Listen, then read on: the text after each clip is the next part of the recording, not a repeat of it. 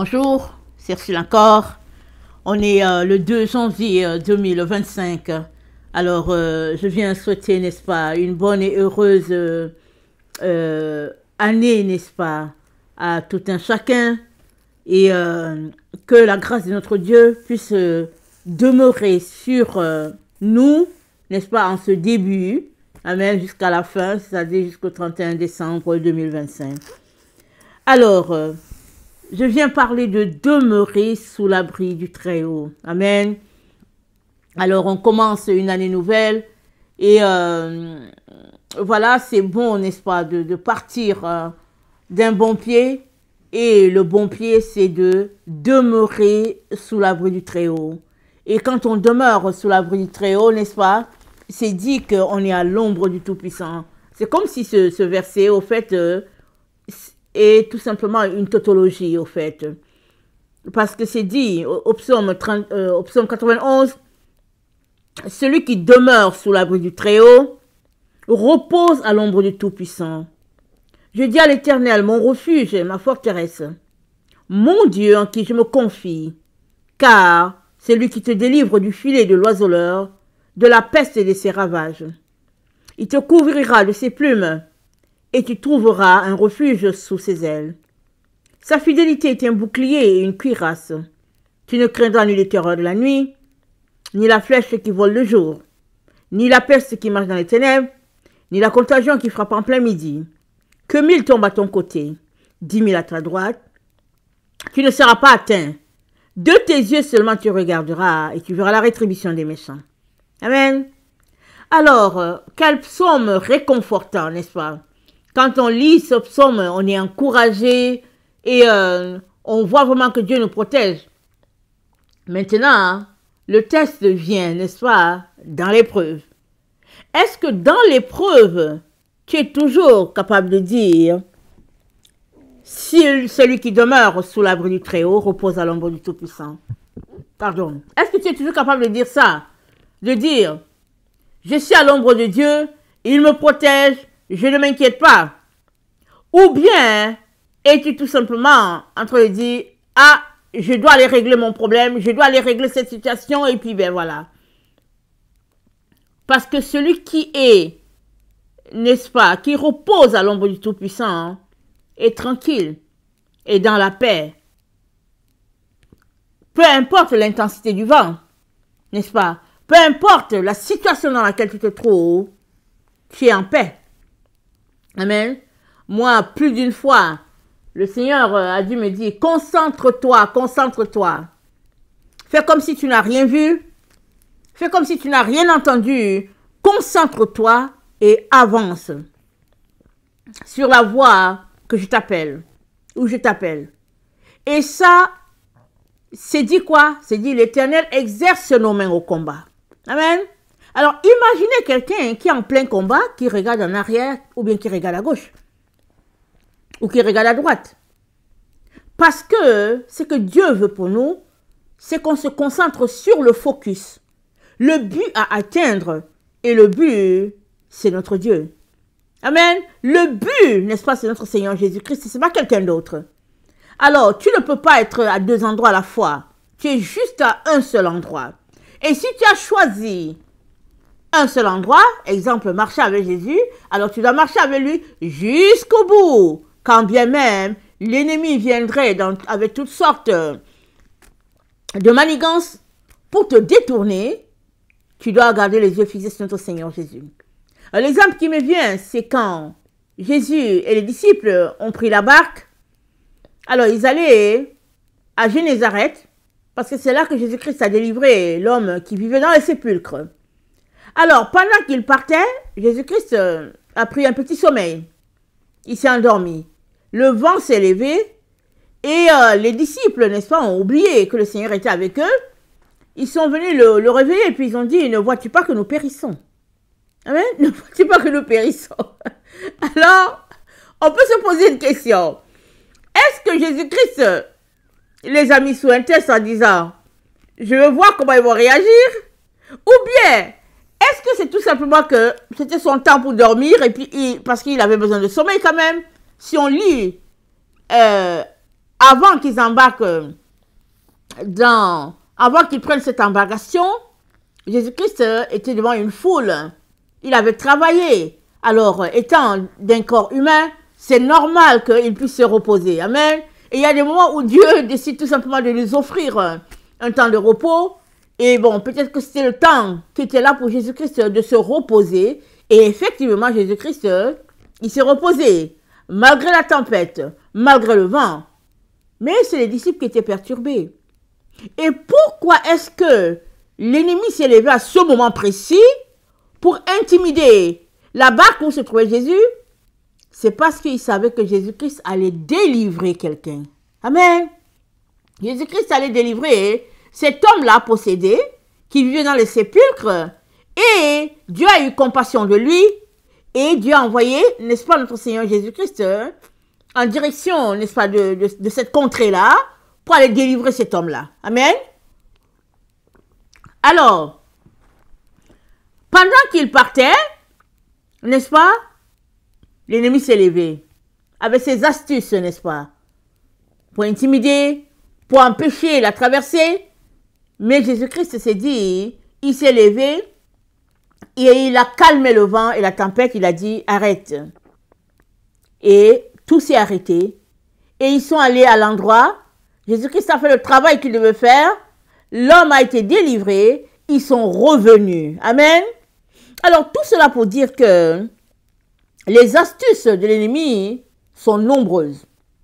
Alors, il est dans toutes sortes d'astuces pour empêcher le plan de Dieu.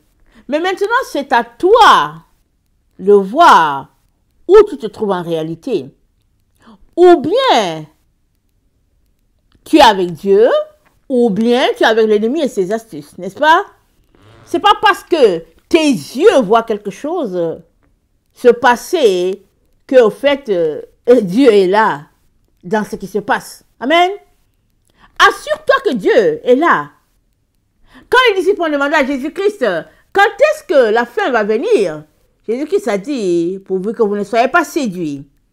Parce qu'une fois que tu es séduit, ben voilà, tu es séduit, c'est-à-dire tu es déclassé. Tu es, excusez-moi, de prendre une gorgée, j'ai un peu la gorge vraiment enrouillée. Alors, Jésus-Christ leur dit, pourvu que vous ne soyez pas séduits, parce qu'une fois que tu es séduit, tu es sur l'accotement, tu es sur le pavement, tu es à côté, c'est-à-dire tu es carrément, c'est-à-dire on t'a poussé loin du chemin étroit de Jésus. Et combien sont-ils ces personnes qui sont dans cette situation, n'est-ce pas, de tromperie, de séduction, pensant qu'ils sont dans la vérité, alors qu'ils ne le sont pas.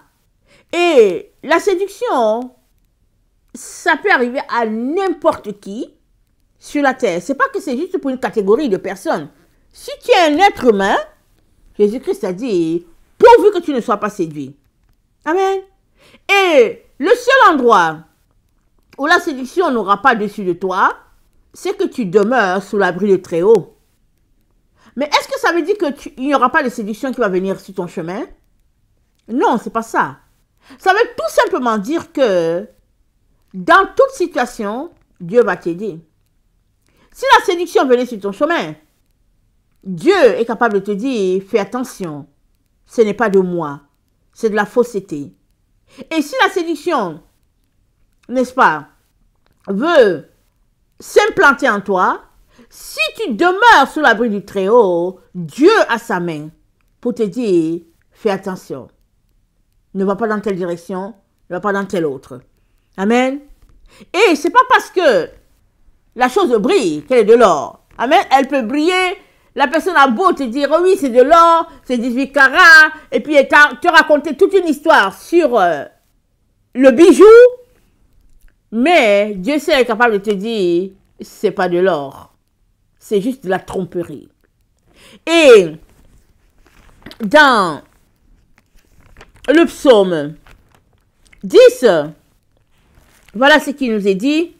C'est dit que l'ennemi, n'est-ce pas, au verset 7, qui dit « Sa bouche est pleine de malédiction, de tromperie et de fraude. Il y a sous sa langue la malice et de l'iniquité. Il se tient en embuscade près des villages.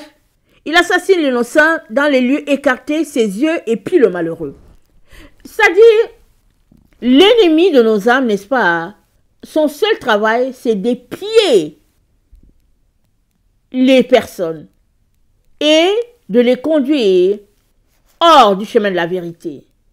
Jésus-Christ, parlant, n'est-ce pas, à la foule, dans Jean 8, le verset 44, leur a dit, il les a mis en garde, n'est-ce pas, contre l'ennemi de nos âmes. Au verset 44, il a dit, vous avez pour père le diable et vous voulez accomplir les désirs de votre père. Il a été meurtrier dès le commencement et il ne se tient pas dans la vérité parce qu'il n'y a pas de vérité en lui. Lorsqu'il profère le mensonge, il parle de son propre fond car il est menteur et le père du mensonge. Donc, le père du mensonge, c'est l'ennemi. Et il met en place toutes sortes d'astuces pour détourner les humains. Mais Dieu dit, je suis la vérité, je suis le chemin, je suis la lumière, je suis la vie. C'est ça que Dieu dit. Jour après jour, il dit à tout un chacun, le chemin c'est moi, la vérité c'est moi. Est-ce que tu vas savoir reconnaître le chemin? Et si tu sais reconnaître le chemin, la vérité, la vie, c'est-à-dire que c'est Jésus. Mais est-ce que tu es prêt à marcher sur ce chemin-là? Ce chemin de vérité, ce chemin de pureté. Souvent, on le veut, mais on a peur des gens qui sont à côté. On se dit, mais comment je vais faire? On a la crainte de l'homme. Une chose est sûre, on ne peut pas, n'est-ce pas, marcher avec Dieu et puis aussi marcher avec l'homme. Ce n'est pas possible. Soit tu crains Dieu, soit tu crains l'être humain. À toi de choisir. Et puis, effectivement, si tu choisis de craindre Dieu, alors tu peux t'attendre à avoir toutes les conséquences, n'est-ce pas? Ben, ça fait partie. Tu ne peux pas avoir l'un et l'autre. C'est l'un ou l'autre. Alors, l'exemple qui me vient, c'est l'exemple de Job. Amen. Excusez-moi, on connaît tous l'histoire de Job. Alors, quand on lit le livre de Job, on peut être pris de pitié, n'est-ce pas? Pour dire, qu'est-ce qu'il a vécu des choses difficiles? Et c'est vrai qu'il a vécu des choses difficiles. Alors, on peut s'arrêter pour dire, mais si c'est quelque chose comme ça qui m'arrive, comment je vais faire? Et on pourrait aussi faire comme les amis de Job. Alors, les amis de Job ont entendu ce qui est arrivé à Job. Ils sont venus consoler Job. Mais ils consolaient Job en l'accusant. En le rendant responsable de tout ce qu'il vit. Et ils n'ont pas arrêté, n'est-ce pas, de juger Job et de dire tout ce qu'ils avaient à dire. Et Job, n'est-ce pas, a continué toujours de répandre sa plainte devant l'Éternel. Et il disait à ses amis, vous m'importunez. Il disait à ses amis, il demandait la clémence de ses amis. Mais ses amis n'avaient pas d'oreille pour lui. Les amis voulaient tout simplement que Job admette qu'il a péché. Il mettait une pression sur Job, n'est-ce pas, pour que Job reconnaisse ses faits. Et ça n'a pas empêché, n'est-ce pas, Job de continuer de subir tout ce qu'il a subi en lui-même. Il a subi et il a subi et il a subi. À la fin, qu'est-ce qui est arrivé? À la fin, Dieu a mis un terme à la souffrance de Job. Il a déclaré que c'était assez. Et une fois que Dieu a déclaré que c'était assez, Job a été restauré dans sa situation. Et qu'est-ce qui est arrivé à ses amis? Dieu leur a dit, allez demander pardon à Job pour qu'il prie pour vous. Parce que s'il ne prie pas pour vous, c'est grave pour vous. Parce que vous n'avez pas été correct envers mon serviteur Job. Alors, tout cela pour dire que les épreuves dans la vie arriveront, peu importe leur intensité. Ils peuvent être très intenses, ils peuvent être moyennement intenses. Peu importe, quand l'épreuve est là, l'épreuve est là. Amen, l'épreuve est là. Et si tu es un humain, il y aura des épreuves sur ton chemin. Et souvent les épreuves, ça fait partie de ta croix. Maintenant, devant l'épreuve, vas-tu te compromettre? Ou bien vas-tu te réfugier sous l'habit du Très-Haut? Peu importe ce que tu subis, dépendre de Dieu et attendre de lui le secours et la délivrance. Que vas-tu faire? Amen, que vas-tu faire? Souvent, on a des solutions, n'est-ce pas, toutes faites déjà. Suivant telle situation, on conclut X. Suivant telle autre situation, on conclut Y. Et puis souvent, on se dit, non, je ne veux pas passer par là. Et puis on essaye de colmater des brèches par-ci, par-là. Mais au fait, celui qui demeure sous l'abri du Très-Haut repose à l'ombre du Tout-Puissant. Alors ça veut dire que une fois que tu as embarqué avec Dieu, tu reposes à son ombre. Peu importe l'intensité de tes épreuves, peu importe la grandeur, l'épaisseur, la largeur, c'est-à-dire peu importe la situation dans laquelle tu te trouves, fais confiance en l'Éternel. Fais confiance en lui. Remets-lui, n'est-ce pas, ta destinée. Et dépends de lui. Lui, il sait comment la situation va tourner. Parce que le dernier mot appartient à Dieu.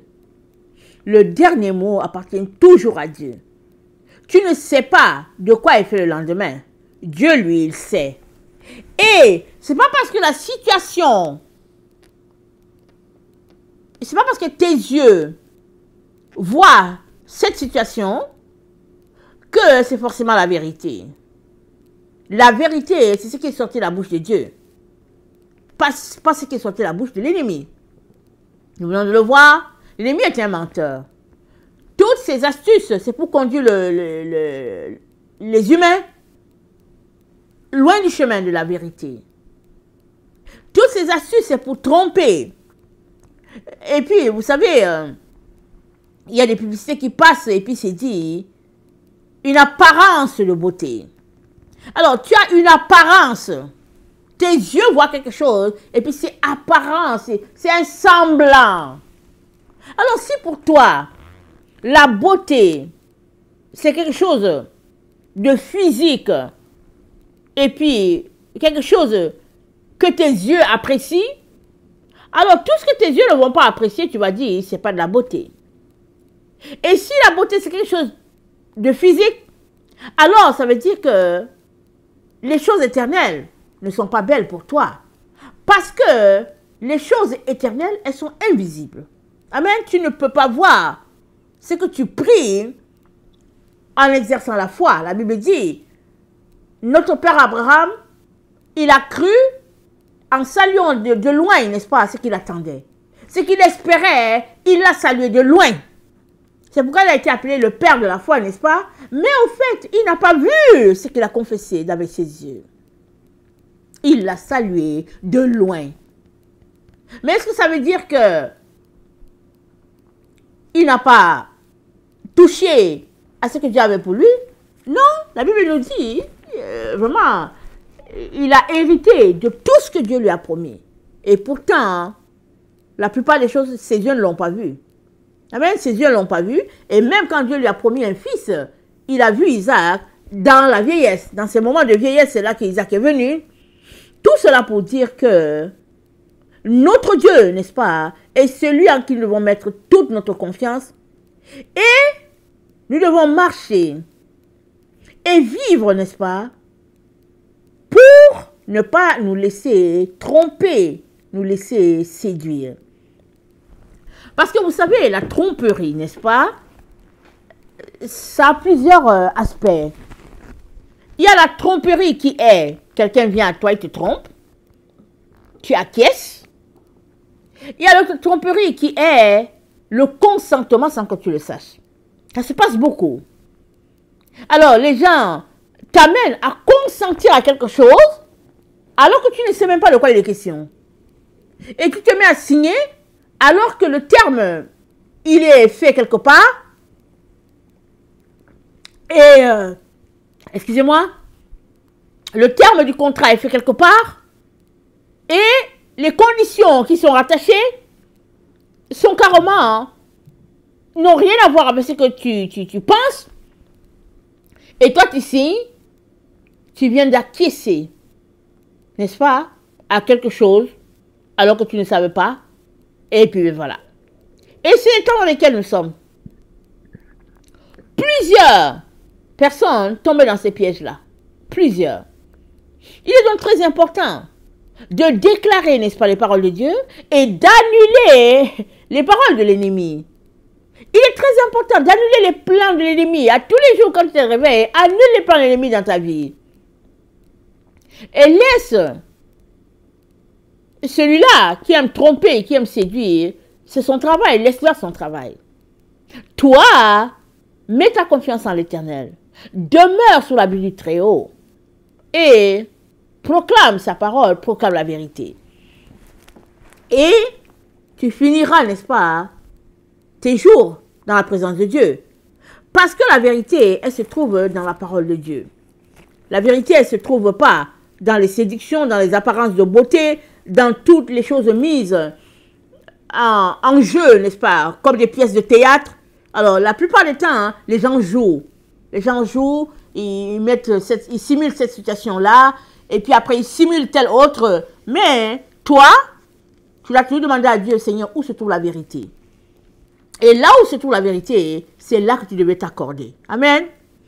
Alors, dans Hébreux 4, le verset, excusez-moi, je vais trouver mon passage. Hébreux 4, le verset 12 dit, « Car la parole de Dieu est vivante et efficace, plus tranchante qu'une épée quelconque à deux tranchants, pénétrante jusqu'à partager âme et esprit, jointure et moelle, elle juge les sentiments et les pensées du cœur. » Amen. Donc la parole de Dieu, elle est là pour faire la séparation entre ce qui est vrai de ce qui est faux, entre jointure et moelle, entre lumière et ténèbres. Et Dieu qui est tellement bon va toujours nous placer dans une situation où on devra trancher. Et c'est bien de se retrouver du côté de Dieu. Amen.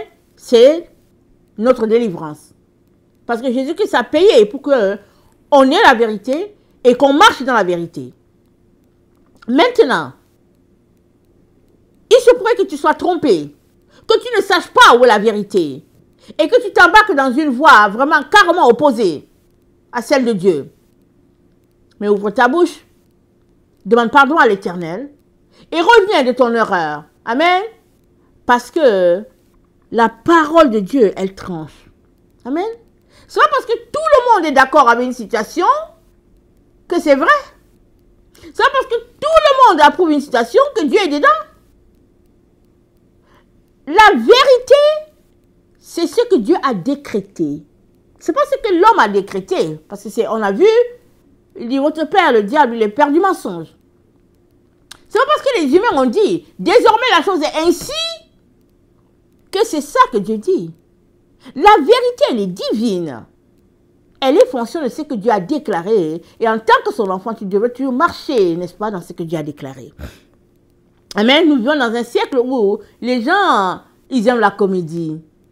Ils ont besoin d'histoires pour rigoler. Ils ont besoin de mise en scène. Ils ont besoin, n'est-ce pas, de paroles. Leur bouche les démange. Il faut qu'il y ait quelque chose qui se passe. Et puis alors, ils vont parler, ils vont dire, ah non, mais voilà, voilà telle situation. Et puis, des mises en scène à ne pas en finir. Mais toi, le Seigneur dit quoi? Il a dit par la bouche de Jacques, il dit même une plaisanterie, qu'il n'y ait pas de plaisanterie qui sort de ta bouche. Amen.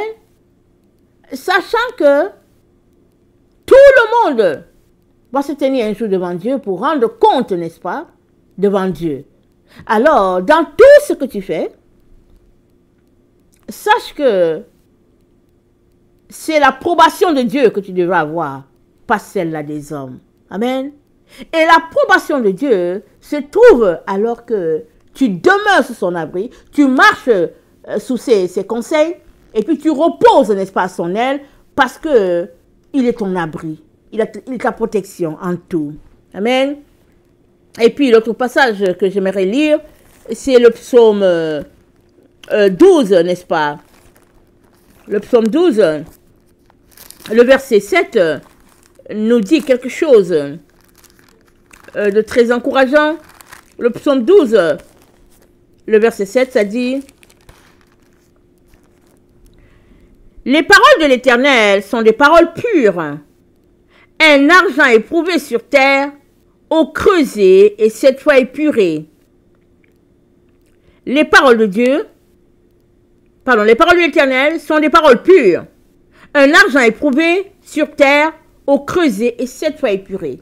Ça dit, la parole de Dieu, une fois qu'il l'a déclarée, on l'a vu, c'est une épée à double tranchant.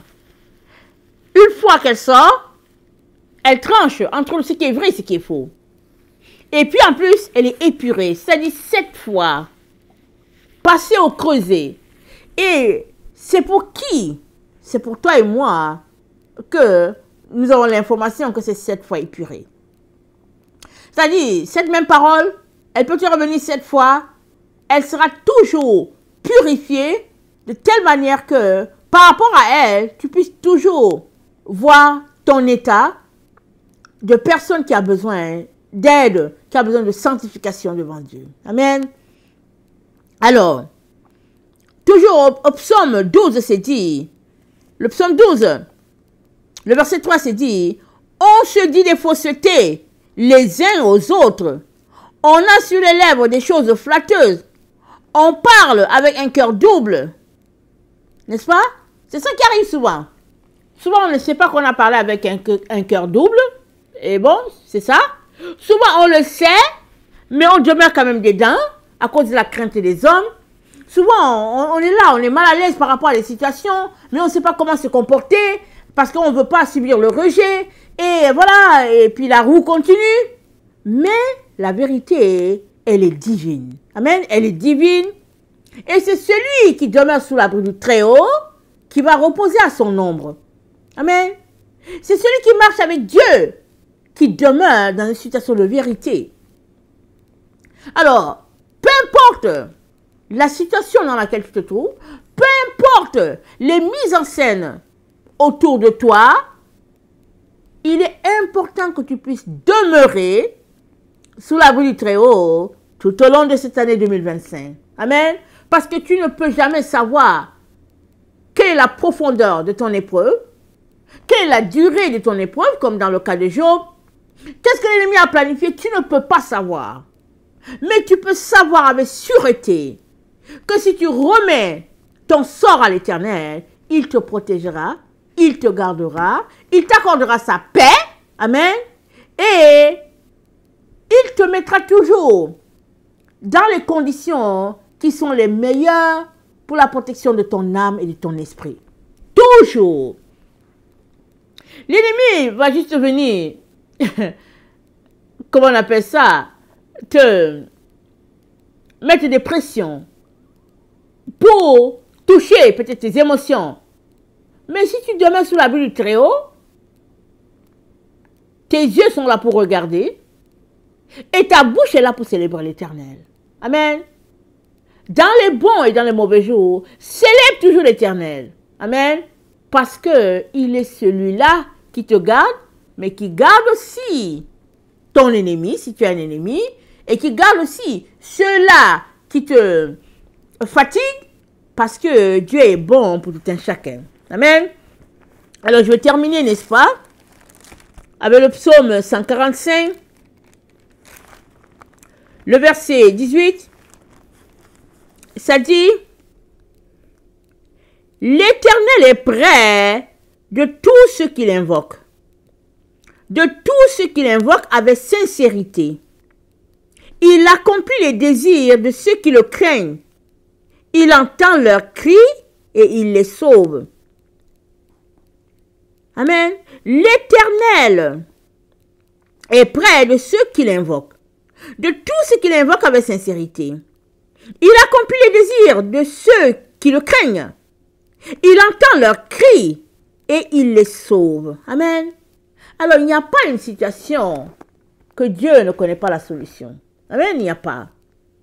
Et l'autre élément qu'il est important de savoir, c'est que Dieu nous a donné à tout un chacun une volonté. Amen. Tu as une volonté, l'autre a une volonté, et ta volonté, n'est-ce pas, c'est le libre arbitre. C'est ce qui te permet d'aller dans une direction ou dans une autre. Et dans quelle direction marches-tu? Si tu marches avec Dieu et que à chaque situation tu lui accordes ta volonté, alors tu peux être sûr que tu arriveras à destination. Mais si ta volonté tu l'accordes à quelqu'un d'autre, tu ne sais pas ce qu'il va faire de ta volonté. Et tu ne sais pas surtout où il va te conduire. Tu ne sais pas. La meilleure des façons, c'est d'accorder ta volonté à Dieu.